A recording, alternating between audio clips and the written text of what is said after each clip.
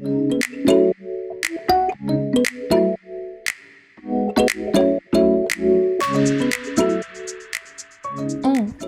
mm, All right. Welcome back. I'm Dr. Camille, and today we are talking about something that every family needs, but few know how to rebuild it once it's been broken. It's that word. Come on. Starts with a T. You know what it is? Trust. Yep. It's that bridge that carries love through disappointments and rough waters. And like any bridge, it isn't built overnight. Through consistency, safety, and small follow throughs, that bridge becomes stronger and stronger. So, I want to give you a little story, as we do on this podcast. I was working with a client named Tanya and her 13-year-old daughter, Layla. They had hit a wall in their relationship, and one day, Layla found out that her mom read her diary. Okay, major violation of trust here. That sacred space was violated. It resulted in doors being slammed, the silent treatment, and no matter how much Tanya apologized, she kept hitting that same wall. Their relationship was really on the rocks. And she tried her best to apologize through kind gestures, but it just wasn't enough. So they came to my office and we talked about creating a promise jar, little index cards. And every time Tanya would write a promise on there and she would make sure to keep it to rebuild the trust that was broken. After a month of consistency, Layla asked if she could put cards in the jar too. Her card said to her mother, "You didn't check my phone this week. Thank you." That jar became their bridge. You see, trust isn't only emotional, it's biological. When trust is betrayed, the brain activates our alarm system. Danger, don't open up. Shut down, brick wall. And the calm that we need is predictability, safety cues, a calm tone, that consistency that Tanya was giving her. And each time Tanya kept her promise, a little bit of the bonding hormone of oxytocin started to form in the brain.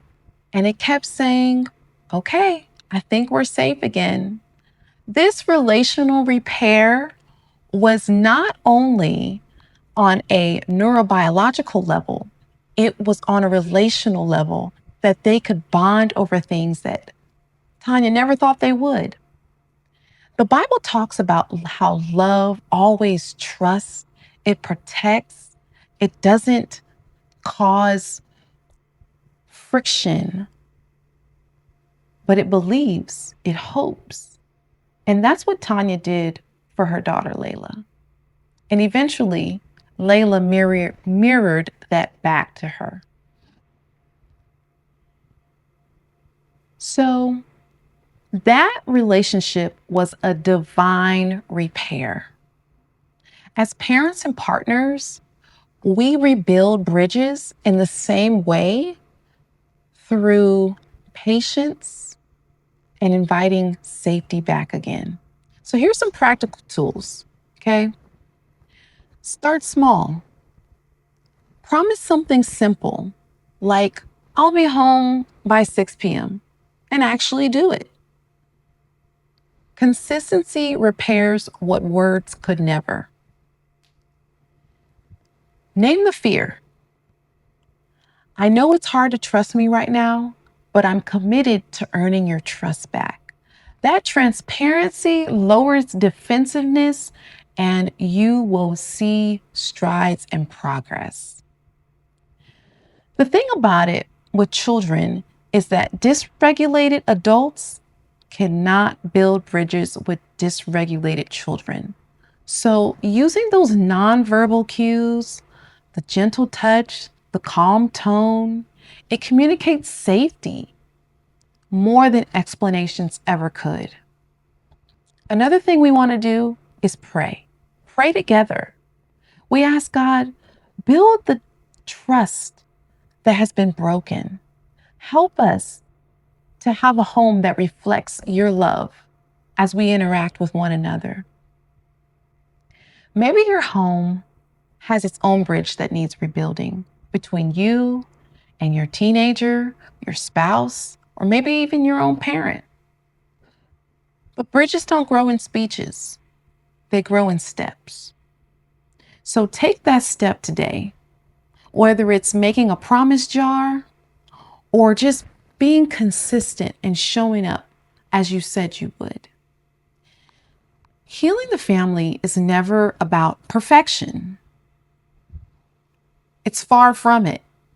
It's about creating new patterns that say, you can trust me to show up. And that is how a heart heals, one moment at a time. Thanks for joining us today. If you have any tips that you want to share with fellow watchers and listeners, drop them in the comments. We want to see, we want to hear what you all are doing in ways that you have helped to rebuild trust in your relationships. And know that God is with you every step of the way. Take care.